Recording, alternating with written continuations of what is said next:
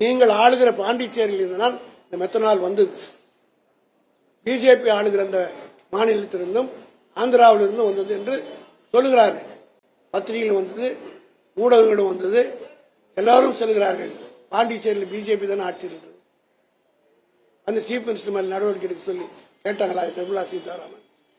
ஆக ராஜினாமா செய்யணும். எதுக்கு ராஜினாமா பண்ணணும்? சம்பவம் நடந்த அடுத்த நிமிடத்திலிருந்து தொடர்ந்து நடவடிக்கை எடுத்துட்டே வரார். அதிலே அட்மிட் பண்ணிக்கிறார் நம்ம எடப்பாடி.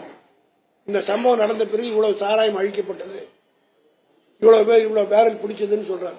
அப்ப இதுல இருந்தே கவர்மெண்ட் ஃபங்க்ஷன் பண்ண அர்த்தம் தானே? நடவடிக்கை எடுக்க ஆரம்பித்து விட்டது என்றுதான் அர்த்தம்.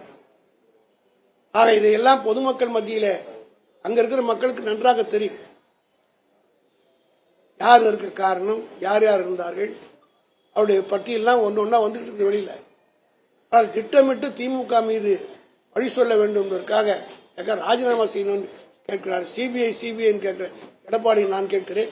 நான் போட்ட வழக்கு 3000 கோடி ரூபாய் அவர் ஹைவேஸ் டிபார்ட்மெண்ட்ல செய்தார் என்று சென்னை ஹைகோர்ட்ல வழக்கு போட நான் சிபிஐ என்கொயரியே கேட்கல. சென்னை ஹைகோர்ட்டே சிபிஐ விசாரணைக்கு ஆர்டர் பண்ணுச்சு. அன்றைக்கு முதலமைச்சராக இருந்த எடப்பாடி போய் ஸ்டே வாங்கினாரா இல்லையா? அன்றைக்கு முதலமைச்சராக இருக்கிற போது சிபிஐ மீது நம்பிக்கை இல்லாத எடப்பாடிக்கு திடீர்னு எப்போ வருது? பொதுமக்கள் சிந்திக்க மாட்டார்களா? நான் சொன்னதை போல சிபிஐ இந்த கேஸ்ல என்ன பண்ணிருக்கு? 570 கோடி ரூபாய் கேஸ் 8 வருஷம் ஆகுது, ஒன்னும் முடிவு எடுக்கல. ஆகவே திராவிட முன்னேற்ற கழகத்துடைய தலைவர் தமிழ்நாட்டுடைய முதலமைச்சர் தளபதி அவர்கள் எல்லா நடவடிக்கையும் எடுத்திருக்கிறார்.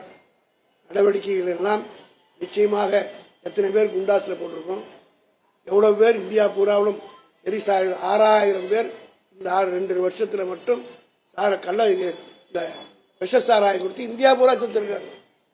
பிஜேபி ஆளுகிற உத்தரப்பிரதேசத்தில் 2019 எவ்வளவு பேர் செத்தாங்க? அங்கெல்லாம் சிபிஐ என்கொயரி போடலையே.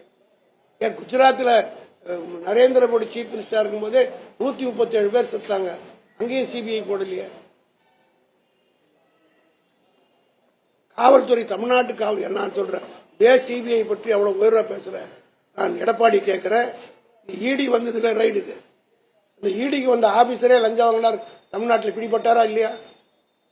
ஜெயலலிதா பான்னு சொல்லணும்னா அவங்க ஆகாயத்திலிருந்து நேராக குச்சவங்கள சிபிஐ அதிகாரிகளும் இடி அதிகாரிகளும் ஐடி அதிகாரிகளும் தமிழ்நாட்டில் கையும் களவா மாட்டினாங்களா இல்லையா? இடி ஆபீசர்ஸ் எல்லா அதிகாரிகளும் திருடர்கள் அல்ல, எல்லா அதிகாரிகளும் நல்லவர்களும் இருக்கிறார்கள், அதில் தப்பு செய்யறதும் இருக்கிறாங்க. ஒட்டுமொத்தமாக அந்த துறையே, அதுவும் காவல்துறை அமைச்சராக இருந்தவர் பேசுவது முறையல்ல. இதை தமிழ்நாட்டு மக்கள் மத்தியில் நிச்சயமாக நாங்கள் எடுத்து சொல்வோம்.